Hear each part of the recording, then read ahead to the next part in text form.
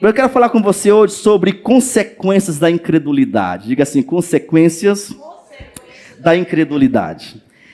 Eu quero, se você for talvez querer se aprofundar um pouquinho, você pode ler na sua casa o livro de Números, os capítulos 13 e 14, ok? Você pode ler o 13 e 14 todo, que vai estar mais ou menos embasando aquilo que eu vou estar comentando com os irmãos agora pela manhã. Mas a gente vai estar lendo aqui agora o Números capítulo 13, vamos estar lendo só dos versículos 25 a 33, ok? 25 a 33. Veja comigo no telão, por gentileza. Diz assim: ao cabo de 40 dias, voltaram de espiar a terra. Vamos parar por aqui? Interessante que esse número 40 na Bíblia, ele é um número que tipifica, muitas vezes, um período tribulacional, muitas vezes é um período de consagração. Deixa eu abrir um parênteses aqui, inclusive, eu quero parabenizar toda a igreja que esteve conosco durante esses 21 dias. Gente, ontem eu já pude comer um chocolate de noite, eu chego a fechar os olhos assim, ó. Então, assim, a gente passou 21 dias de consagração, isso foi parabéns para você. Então, o número 40 na Bíblia é jejum e consagração. Por exemplo, 40 dias, nós vemos Moisés, por 2 ocasiões, 40 dias num monte, fazendo o quê, gente? Orando, se consagrando, ouvindo a voz de Deus, recebendo direção de Deus. Nós vemos, por exemplo, Elias 40 dias também em jejum e consagração. Vimos Jesus 40 dias jejuando, se preparando para o seu ministério e também sendo tentado pelo diabo.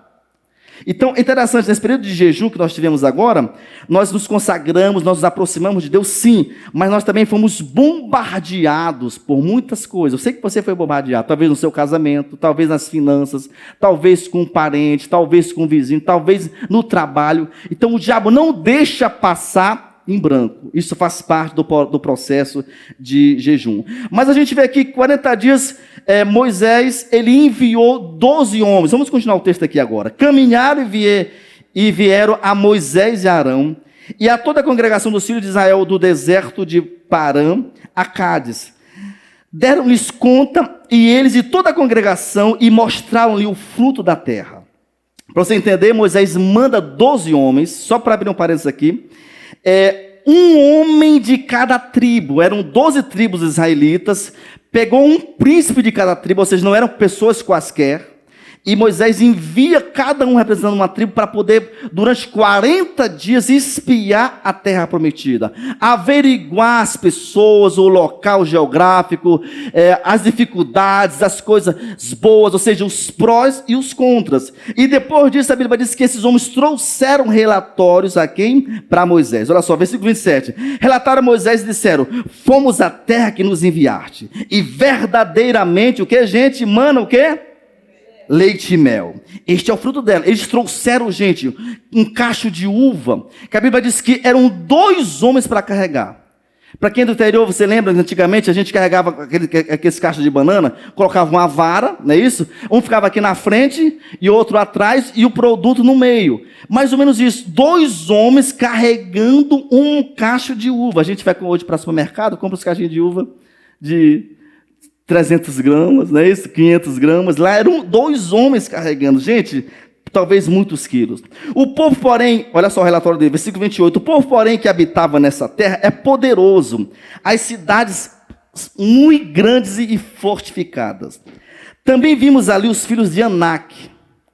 Olha só, os filhos de Anak eram gigantes, eles aparecem, por exemplo, antes do dilúvio, no capítulo 6 de Gênesis, aparecem os nefilins, aparecem lá, exatamente essa gente aqui. Versículo 29. Os amalequitas habitavam na terra do Neguebe, os heteus, os jebuseus, os amorreus habitavam na montanha, os cananeus habitavam ao pé do mar e pela ribeira do Jordão. Versículo 30 agora. Diga assim comigo. Então, Caleb fez calar o povo. Pensa comigo, 12 homens, cada um relatando, homens que foram enviados para a mesma terra, nas mesmas condições, no mesmo horário, para os mesmos locais, chegam e eles têm uma visão diferente da situação. E a Bíblia diz, então, Caleb fez calar o povo perante Moisés e disse, eia! Diga assim comigo, eia! Eu dei aula no seminário do Rio de Janeiro, do apóstolo Ari Caetano, que o nome do seminário da escola é EIA. Eu gravei vários vídeos para eles lá sobre Paulo, eu lembro que é EIA. Eia, subamos e possuamos a terra, porque certamente o que acontece? Prevaleceremos contra ela.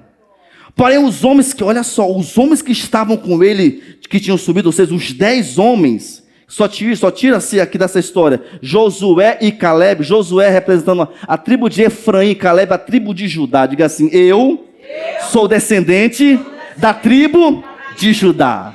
Em nome de Jesus. Então, olha só, subamos e possuamos a terra, porque certamente possuiremos contra ela. Porém, os homens que com ele tinham subido, disseram, não podemos subir contra aquele povo, porque é mais forte do que nós. E diante dos filhos de Israel, infamaram, ou seja, contaminaram, encheram a cabeça, fizeram lavagem cerebral para as pessoas que estavam lá em volta, e falaram o seguinte, a terra pelo meio da qual passamos a espiar é terra que devora os seus moradores. E todo o povo que vimos nela são homens de grande estatura. Também vimos ali os filhos de Anak, que são os gigantes, que eram exatamente os filhos de Anak. Eles terminam falando o seguinte, gente. E éramos aos nossos próprios olhos como gafanhotos. E assim também éramos aos seus olhos. Diga assim, Jesus, nessa manhã, eu abro o meu coração e a minha mente para receber a tua palavra. Queridos, nós vimos aqui nesse relato uma clara comprovação do que é um espírito de incredulidade. E eu quero começar perguntando para você o que é incredulidade. Incredulidade é uma crença limitante. Incredulidade é uma crença antagônica àquela crença da fé bíblica, da Bíblia, aquilo que a gente aprende na palavra de Deus. A incredulidade, ela impede, meus irmãos, as pessoas de receberem as bênçãos de Deus.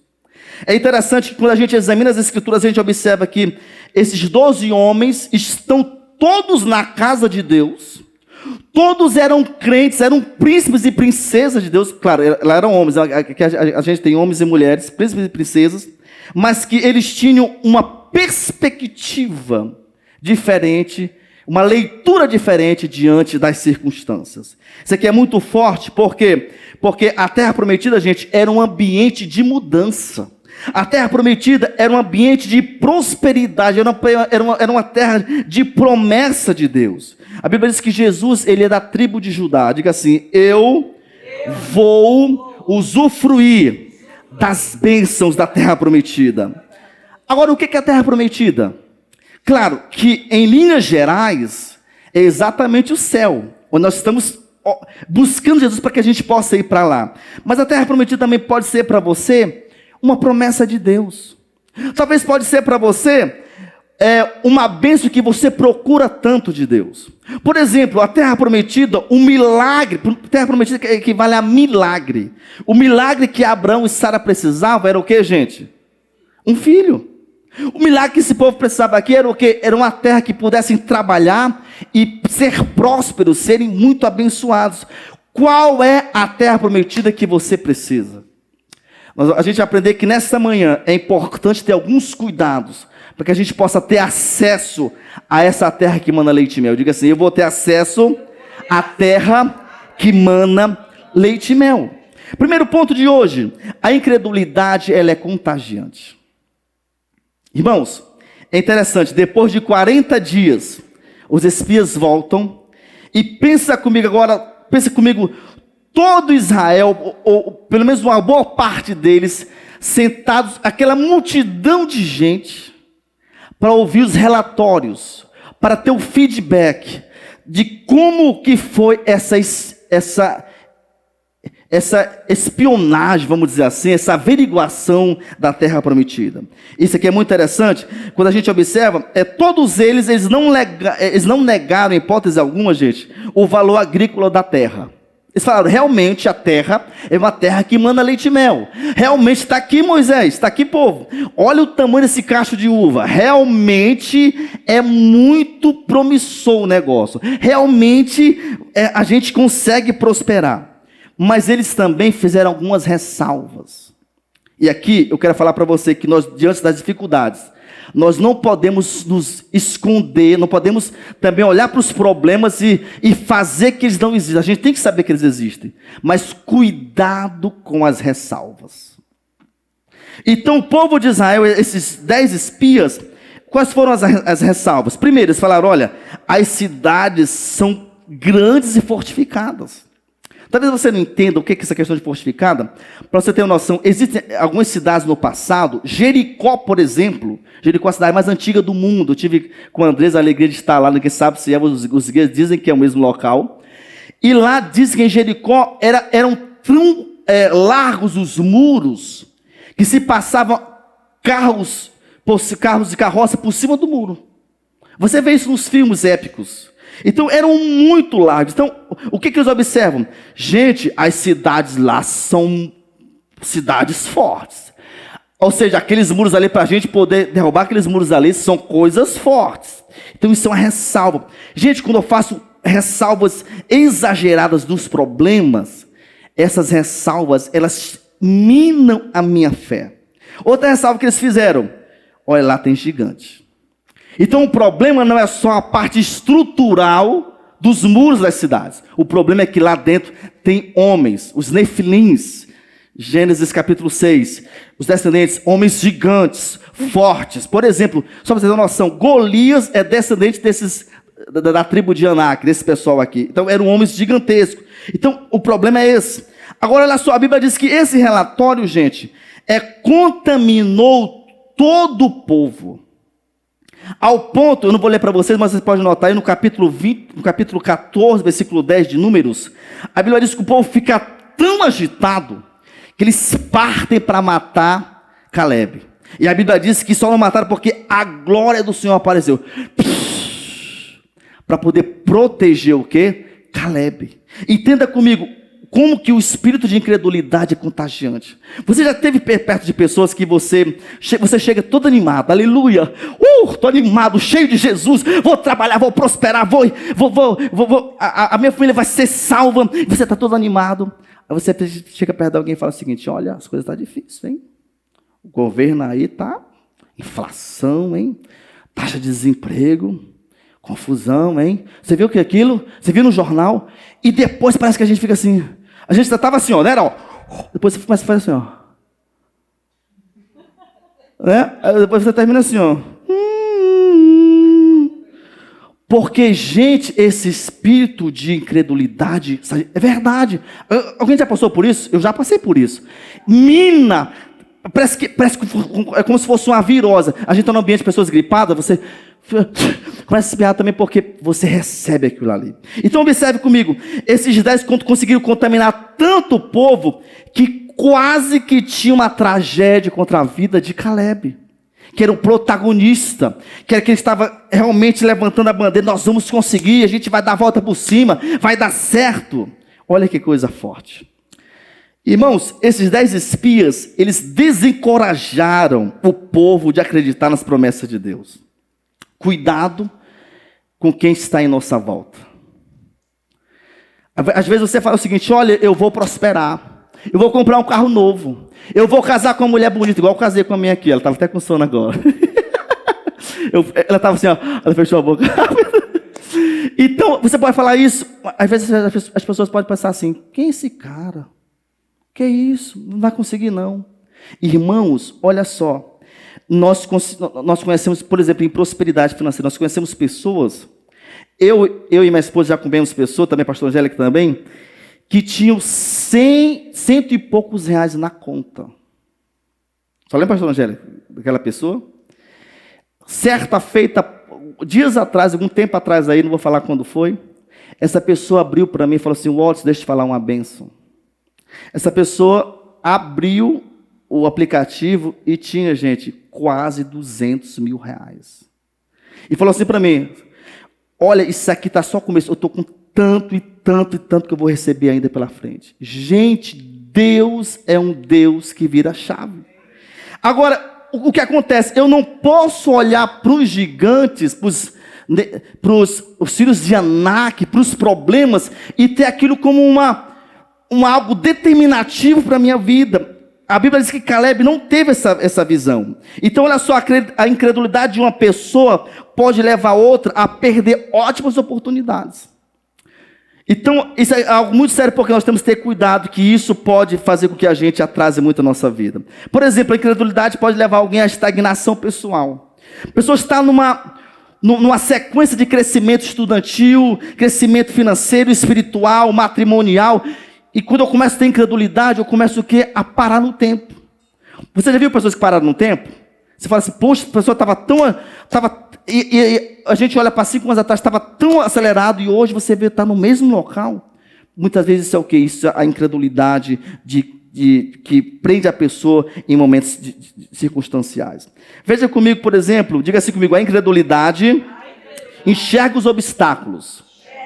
Diga assim, a fé, as oportunidades. A pergunta é o que nós estamos enxergando? A gente está enxergando o quê? Obstáculos ou oportunidades. Quando a gente vê os espias, os 10 enxergaram o quê?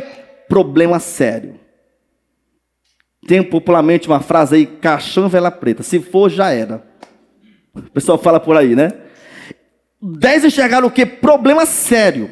2 falaram o seguinte, não, vamos subir, vamos conquistar, nós somos fortes. O que eu tenho enxergado diante da vida? Mais uma vez, os 10 não, os 2, Josué e Caleb, não negaram os problemas. Sabiam que tinha um gigante, sim ou não, gente? Sabiam que tinham dificuldade, os muros largos, sabia. Mas todas aquelas ressalvas dos 10 não impediu que eles tivessem o quê? Fé. Para acreditar na oportunidade. Isso aqui é algo muito, muito forte. Agora, interessante que alguns estudiosos dizem que a vida é 10% daquilo que acontece comigo. E 90% aquilo como que eu reajo diante das circunstâncias. Então, o que vai determinar o meu sucesso não é aquilo que acontece. É como eu reajo, como eu processo diante daquele problema. Porque as pessoas, os 12 estavam passando pelos mesmos problemas, pela mesma análise, pelas mesmas circunstâncias, mas 2 decidiu reagir diferente aos problemas. Diga assim, eu declaro que eu reajo com fé diante dos problemas, isso que é muito forte. Agora, irmãos, interessante que, tirando Josué e Caleb, depois do relatório, quando você for ler, lê na sua casa, como eu falei, o capítulo 13 e o capítulo 14 de Números. Quando você for ler os versículos do 13, de 1 a 24, você vai observar que a Bíblia vai relatar os nomes de cada um dos príncipes que foram enviados para a terra para poder averiguar. Lá tem o nome de cada um, da tribo de Ruben, fulano de tal, da tribo de tal, fulano de tal. Mas logo que eles chegam para Moisés, olha para cá para mim. Eles chegam para Moisés e eles dão os relatórios. O autor bíblico não mais cita os nomes deles. Isso aqui é muito forte. Eles entram num hall, numa sacola só dos 10 espias. O cara falou, não vou nem... Eu penso que Moisés, que é ele que escreveu essa passagem, que eu acho que Moisés falou o seguinte, eu não vou nem citar o nome desses caras mais. É desnecessário, vou colocar tudo como um hall de os 10 e acabou-se. Olha só, eles não são citados mais na Bíblia como aqueles que foram enviados para averiguar a terra prometida. Irmãos, eles perderam a sua identidade. Olha só, a incredulidade faz com que eu perca a minha identidade espiritual. Eles perderam. Eles, por exemplo, eles deixaram na história um legado de fracasso. Estamos falando muito sobre legado esse ano, né? Eles deixaram na história um legado de quê? De fracassados, de derrotados, de pessoas que têm uma autoimagem diante das circunstâncias da vida, de fracasso, de derrota. Essa é a história dos 10 espias. A Bíblia diz que quando eles falaram isso aí, gente, quando eles deram aquele relatório, a Bíblia diz que o povo começou a chorar em voz alta. Pensa comigo. Pensa comigo, talvez muitas mães, talvez muitos homens, crianças chorando.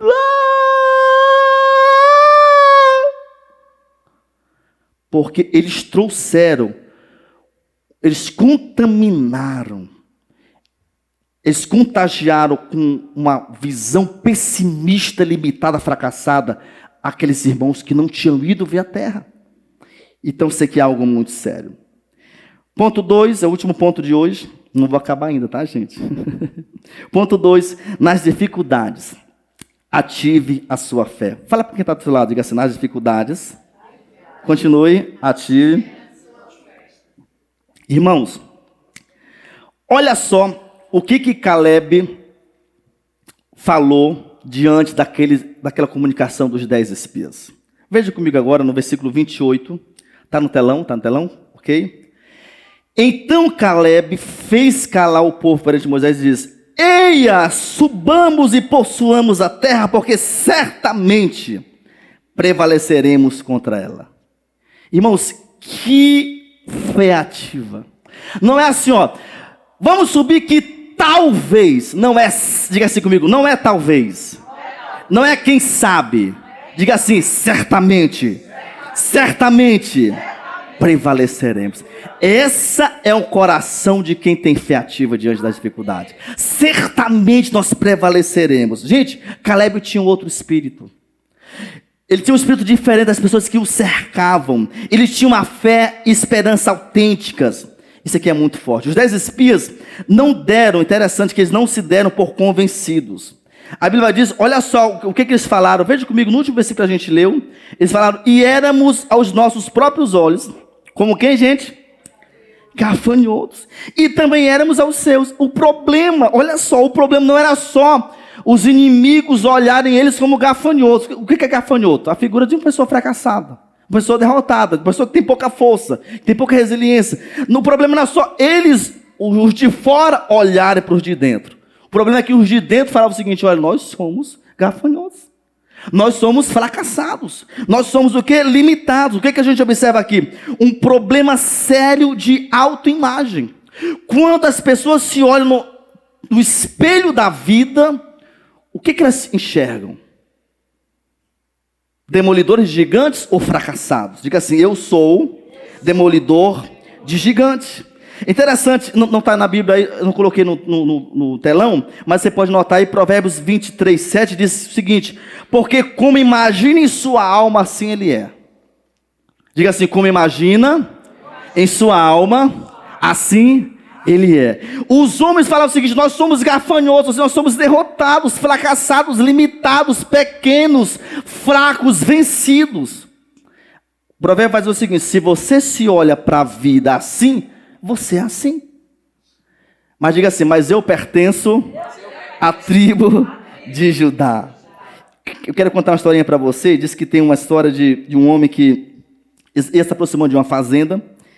E lá ele viu alguns cartazes. Cuidado com o cão. E o cara passava um pouquinho, cuidado com o cão. Ele, que cachorro grande. Quando chegou na fazenda, ele bateu na porta lá. E com medo, aí vem um chihuahua. Aí ele fala assim pro dono, você tá de brincadeira. Não, cara, você colocou vários cartazes na estrada, cuidado com o cão. Esse cachorrinho velho aqui vai realmente matar alguém? Ele falou, olha, ele não mata não, mas os cartazes dão muito medo. A pergunta é, quais cartazes que nós estamos lendo na trajetória dos dias da semana? Quais cartazes?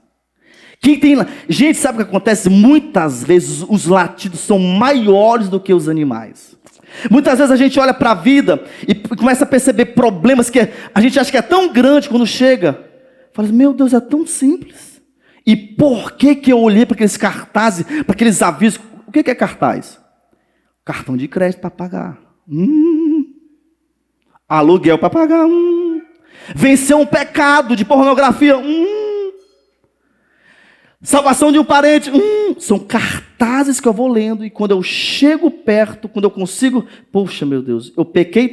Aquilo me abalou tanto que ele foi desnecessário. Porque o problema é menor do que o medo que ele me ocasiona. Diga assim comigo, eu não tenho medo de cachorro. Então, olha só, para cada necessidade humana, meus irmãos, existe uma resolutividade. Para cada problema existe uma resposta. Para cada ferida existe uma cura. Para cada fraqueza existe o quê? Uma força. Para cada confusão mental que nós temos, existe uma orientação. Eu quero falar com vocês, ainda falando sobre a questão da gente ter um espírito de fé, de ativar nossa fé diante das circunstâncias. A Bíblia diz que Jesus, ele exorta os seus discípulos em relação à fé. Interessante que, certa feita, a Bíblia diz que os discípulos de Jesus foram tentar expulsar um demônio. E aí, pensa comigo, talvez um falava, está amarrado. Aí o demônio do mundo espiritual amarrado. O outro falava, está solto, sai.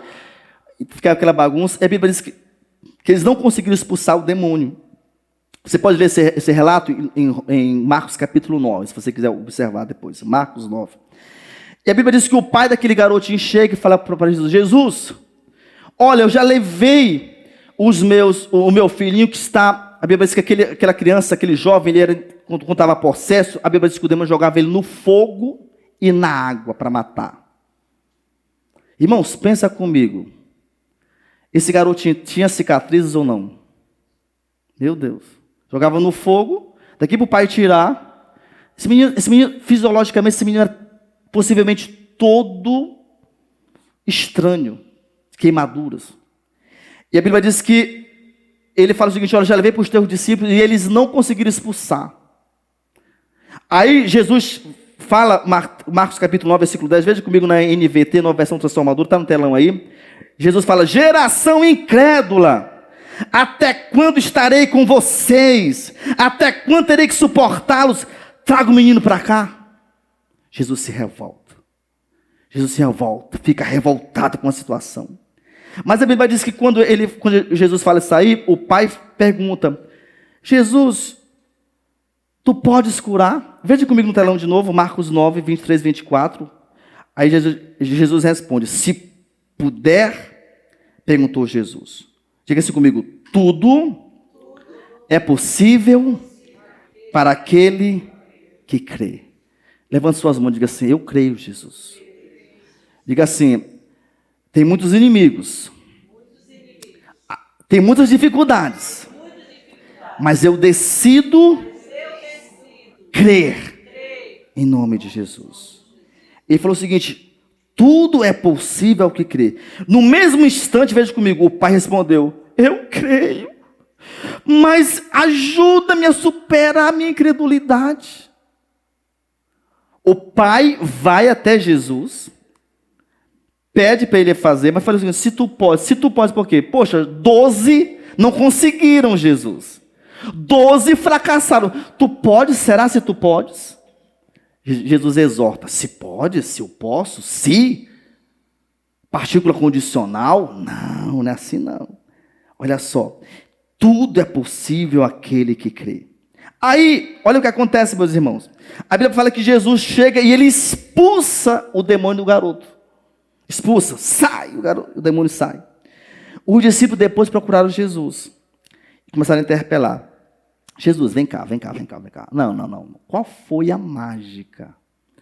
Por que nós 12 oramos, seguramos o garoto, um falava sai, outro fica, e ora e joga, leva para uma sala, leva para um monte. E por que não saiu, Jesus? Por quê? Aí Jesus, no versículo 29 do capítulo 9, vai falar o seguinte, respondeu-lhes Jesus. Vamos ler juntos? Esta casta não pode sair, senão por meio de oração e jejum. Nós terminamos ontem 21 dias de consagração, de jejum.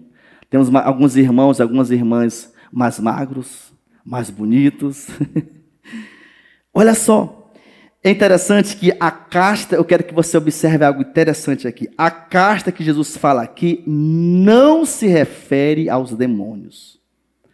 Eu admiro dois pastores. Primeiro, eu admiro muito, o pastor que mais admiro muito é o pastor Eibe, nosso pastor presidente nacional. Certa feita, acho que ano passado, ele fez um podcast, um bate-papo com ele e o pastor Luciano Subirá, discutindo esse texto aqui. O nosso pastor, um exímio teólogo, Luciano Subirá, um dos maiores mestres da Bíblia no Brasil, eles falavam o seguinte, olha, essa casta aqui não é demônio. Essa casta aqui está falando de quê? Da incredulidade. Ou seja, essa casta, esse demônio de incredulidade que vocês tiveram, só sai com oração e com jejum. Interessante quando a gente vê que o pai do garoto fala o seguinte: mas eu creio, ele fala o texto passado, mas me ajuda, ele está orando, me ajuda a superar a minha incredulidade. Ele está orando, ele está buscando, me ajuda. Então isso aqui é muito forte. Irmãos, a Bíblia diz também, em Mateus 13, 58, veja comigo no telão, por causa da incredulidade deles, não realizou o quê? Muitos milagres ali. O que é ali? Nazaré. Se você observar Jesus, ele nasceu em Belém, mas foi criado em Nazaré. Então a Bíblia diz que os nazarenos, os seus patrícios, os seus amigos, as pessoas que moravam em Nazaré, tinham muita incredulidade. E a Bíblia diz que Jesus não operou alguns milagres, pouquíssimos, porque o povo era o quê? Incrédulo. Diga assim: eu decido pela fé não ser incrédulo. Diga assim: eu acredito no poder da palavra de Deus. Então olha só, gente, já pensou, pensa comigo, você ter Jesus o Salvador na sua cidade. Pensa comigo, você ter Jesus morando do seu lado. Eu moro em cima, Jesus mora embaixo, ou do lado, ou em cima, do lado. Oi Jesus, tudo bom Jesus? Tudo bom, Salvador do mundo? E ele não poder fazer nada porque eu não acredito nele. Sabe qual é o problema nosso, cristãos? É que muitas vezes a gente está do lado de Jesus, está do lado dos irmãos, mas eu não acredito nele. E aí está o problema, porque a nossa fé ela é limitada, as bênçãos são limitadas. Para a gente finalizar, eu quero voltar para o texto de lá, o texto que nós começamos a ler. O autor de Hebreus, no capítulo 3, versículo 19, vai dizer o seguinte, Hebreus 3, 19, próximo slide, tá? Vai dizer que: vemos, pois, que não puderam entrar. Por causa de quê, gente? Da incredulidade.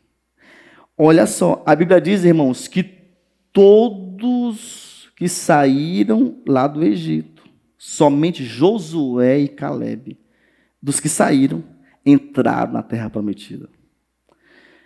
Irmãos, foram muita gente morrendo. Deixa eu falar algo para você. Tristemente, tem muita gente morrendo na caminhada do mundo para o céu. Muita gente morrendo na fé. Muita gente desistindo da fé. Muita gente impedida de acessar ambientes de milagres. Por causa de quê? Da incredulidade. Olha só, eles não puderam. Quando eu tenho incredulidade no meu coração, eu sou impedido de acessar a terra prometida. Mais uma vez, o que é a terra prometida? O lugar do seu milagre. O lugar da sua bênção, aquilo que você tem tanto clamado por Deus. Deus, irmãos, pronunciou um juízo contra aquela geração incrédula, declarando que eles não entrariam na terra prometida. A punição foi uma consequência direta de quê? A falta de fé. Faltou com fé, Deus falou o seguinte: olha, vocês vão pagar o pato por isso. Não vão entrar. Agora, deixa eu lhe perguntar. Como que você se vê diante das dificuldades? Como é que você vê diante dos nefilins da vida, os filhos de Anak, dos problemas que fala assim, cara, sem condições? Ou você fala assim, realmente, sozinho não posso, mas eu estou do lado do mais poderoso. Como é que você se enxerga? Você se enxerga como vitorioso ou como derrotado? Você se enxerga como demolidor de gigante ou como gafanhoto? Existem jovens, existem senhores e mulheres que estão presos à pornografia dentro da igreja há anos. Eles olham para aquela pornografia e falam o seguinte: eu não consigo vencer. Então, quando você acha que você não consegue, você está se enxergando como derrotado. Você tem que falar o seguinte: eu já venci em nome de Jesus. Olha só, interessante que anos atrás circulou na internet, eu vi essa cena, é como se fosse um espelho, e tinha um gatinho do lado de cá se olhando no espelho. Consegue entender comigo isso aqui? Um espelho, o gatinho se olhando no espelho. Mas aquele gatinho, quando ele se olhava no espelho, o que é espelho? Olhar para a vida, olhar para frente, olhar para o futuro. Ele se enxergava como um grande leão. Sabe o que acontece? Tem, às vezes, o contrário. Tem muitos leões da tribo de Judá, amém? Amém ou não? Estão comigo aqui? Que são leões e que olham para os problemas e se veem como gatinhos. Diga assim, eu olho para os problemas. Diga assim, eu sou leão e eu vejo leão. Em nome de Jesus. Porque olha só, queridos. Provérbios 24:10 vai dizer o seguinte: se te mostras fraco no dia da angústia, tua força é o quê? Pequena. É diante dos problemas da vida que eu tenho que olhar e me enxergar como o quê? Um vitorioso. Se eu olho e acho que é maior do que eu estou tendo uma clara demonstração de que a minha força está pequena. Mas diga assim, a minha força está no Senhor. Diga assim, o meu Senhor é grande. Coisa forte. Irmãos, Josué e Caleb se viam como demolidores de gigantes. Os 10 espias se olhavam como gafanhotos. Você observa que a Bíblia diz que os 10 não entraram na terra prometida. Eles morreram no deserto. Será que nós já morremos no deserto alguma vez ou não? Se foi, tchau, para lá. A partir de hoje, o deserto é para se passar. Não é isso? É para mim o quê? Caminhar. E eu vou passar por ele, não vou permanecer nele. Olha só, isso aqui é muito forte, porque veja comigo, para a gente finalizar, Números, eu não coloquei, mas se você quiser anotar aí, Números capítulo 26, versículo 26, 65, melhor dizendo, Números 26, 65. Diz que, porque o Senhor dissera deles que morreriam no deserto, falando de novo dos 10 espias, e também de toda a nação que foi incrédula, e nenhum deles ficou, senão quem, gente? Diga assim, Caleb, filho de Jefoné, e Josué, filho de Nun. Todos morreram no deserto. Somente 2 acessaram a terra prometida. Agora, para mim vencer e você vencer a incredulidade, nós temos duas situações. A primeira, importante, a mais importante, é a oração é a resposta à incredulidade. Diga assim comigo, a oração é a resposta à incredulidade. Você vê aquele pai daquele jovem, ele falou o seguinte, olha, aumenta a minha fé. Realmente aumenta, eu preciso ter fé, eu preciso vencer essa incredulidade. Irmãos, você não pode sair daqui hoje com incredulidade no seu coração. Amém? Seja qual área for, eu não conheço vocês a fundo, mas eu sei que tem áreas da sua vida que você precisa exercer uma fé ativa. Não saia daqui com incredulidade. Diga assim comigo, diga assim, Espírito Santo, eu declaro que a minha fé está ativa. Diga assim, eu declaro, toda incredulidade sai do meu coração e da minha mente. Eu quero contar uma história para você para reforçar essa ideia de que a oração, ela vence a incredulidade. Conta-se a história de um farmacêutico numa cidade do interior pequena. O pessoal já pode subir da música, pode subir para a gente ter um momento de adoração. Vou terminar com essa história. E aí conta-se que esse farmacêutico, ele era o maior farmacêutico, a maior farmácia daquela cidade era dele. E aí tinha uma criancinha, talvez dos 7 anos de idade, que a mãe dele estava muito enferma, e ele falou o seguinte, a mãe dele falou o seguinte, filho, vai lá na farmácia do fulano de tal para poder comprar um remédio tal. E ele foi lá, levou o escritozinho o nome do remédio, e chegou lá, o farmacêutico tinha fechado a farmácia. Aí o moleque falou, poxa, fulaninho de tal, a minha mãe está muito doente, ela mandou comprar esse remédio. Não, menino, já fechei. Mas o garotinho começa a insistir. Insiste, até que o cara fala, vou levantar aqui, levanta o portão para entrar. Mas aquele farmacêutico, antes de eu continuar, ele era um cara muito incrédulo.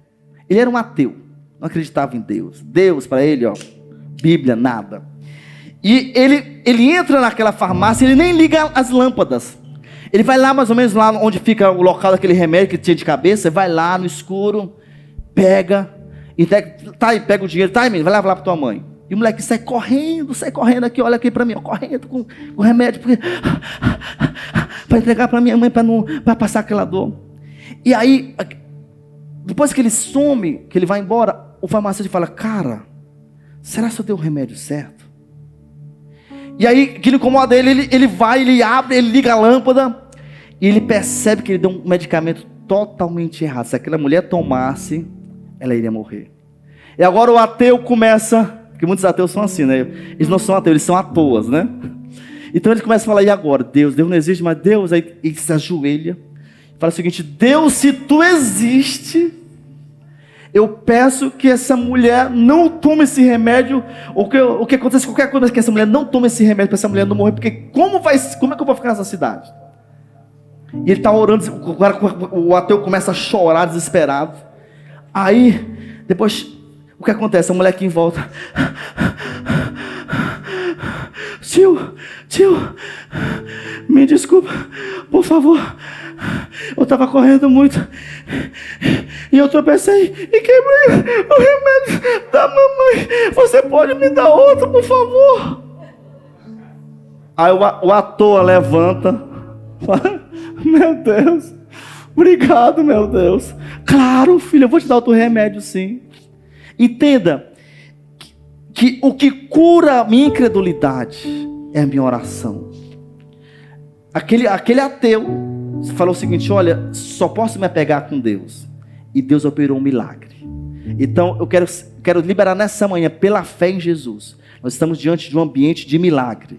E você vai sair daqui com a sua fé ativada para 2024, em nome de Jesus. Amém, gente?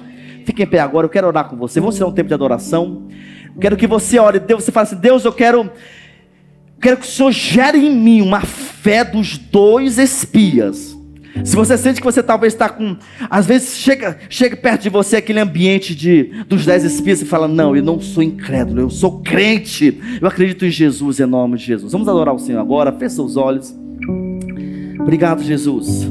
Nós estamos diante do Senhor nessa manhã, Pai. Nós temos um bom tempo de adoração aqui ainda no culto. Nós queremos, Pai, pedir um ambiente de graça e fé agora. Se existe alguém nessa igreja que entrou nesse local, Pai, com seu coração incrédulo, descrente, machucado com a vida, triste por situações que já orou e não recebeu ainda, nós queremos pedir que o Senhor possa gerar nesse irmão, nessa irmã, hoje, um ambiente de fé, um ambiente de graça, um ambiente de confiança plena, de esperança verdadeira, que possamos olhar para a vida, Pai, nos enxergarmos como nós somos em Cristo, leões, filhos do leão da tribo de Judá.